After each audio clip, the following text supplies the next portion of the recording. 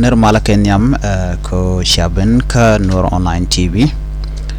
ke jan gwasabe bana rwacheme bana jaling awraja bana ling awraj meshalat ke kwi maywut ka nyon medin mishiben re wishin wini mishine itong wana long shaka joj re wich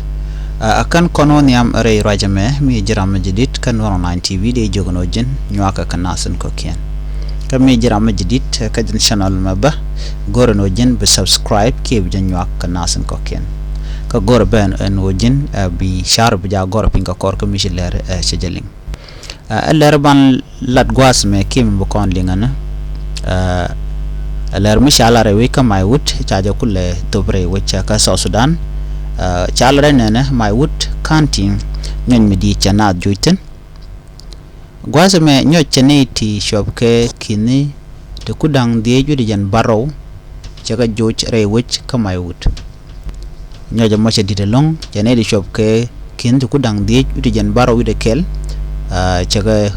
joj gwada nanan takatin gwashin adien chanyo ko ladno ne te balke kinatu kudang diech rijen baro wide kel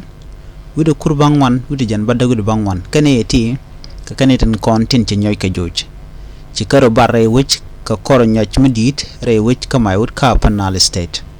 cha roj mo chaja kwen ajaro danan shalat eneme akwarngoni ka shankaro ka jan pae to kontinene ke shankaro ka jan jogo mene cha rojo mo chaja kwena ken no gadbe rek shol akwarwi kama wut ka ticket spelling jaroi ke jan kor jo kana me no shineti chengan wini chigoro bar gwas den me chin yal mi dida long cha shinken cha gadak ke cha ka company lo chinyoch red ka gotten kont dol tegaten je dol chaga chu mol chetel gwam mi sheng na ten chinaro shu baran gwada dana ten na tere we kama wuren wini chi chajela da jen wudo mon kanin dangro te shewa chu nyal di de long re wich kama wut kan yal mo chu nyon di chu jen no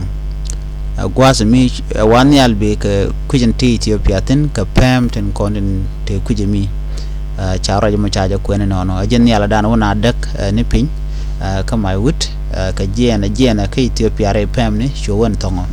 an kwar ngon sho larno an yalen di den e chi to kanin dang jok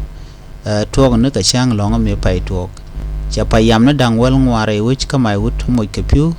ala payam ton kon la dor kon ke wir kon tere kama wut payam na dang wel ngwan cha ka mo ke piu ka sho ne tin kon tin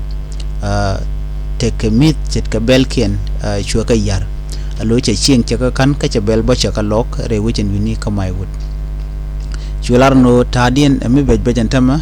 ka chuangot ka mala da lok kanetin continent kana che ga humanitarian ko de kanet hode kan ka lok ka do dan de nyoje mo de je wo keja chine tung wan chi chu je long ka ro dan che lat keja ko tel got to go to new natin ka kon bo che bech na me ejen ro dan chi kana lat amurai kon ka kwi my wood and my wood point da karwade do badanan de nyojum de kap chonga je nirun ke re apnal ke liu wen wini ka widi ala koken ane to wan la lat ke nirun no ba nyoj ba je kap chong ke ba tin content tin de nyoj de je kap chonga je ba kare ala ka ko en ke kan la kweng pin che je luang ani mi cha kul lana je ka pem ke chete ke lul cha tet de pu de kula jal ke je ana mo te ramle de re wichin wini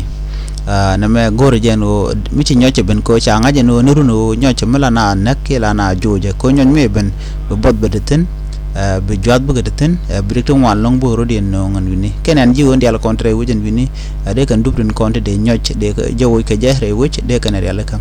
achini me chalad no te climate change me deben ko pingara rode wanyen mi dida te tin lonka de bot bade tin kam tele kwan che ke bel konan cha pur mi che ka lok tele dom de kwan de je ke je re win na kontre which ka South Sudan du nori ka chalin gwada me my wood karwade my wood kanti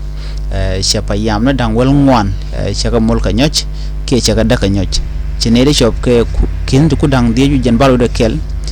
chicken robar ke jen nyoja mon jale dande ilingane me mi jiram jidit kan Nur Online TV channel de nyoga nasen ko ken ene biata kamal bye bye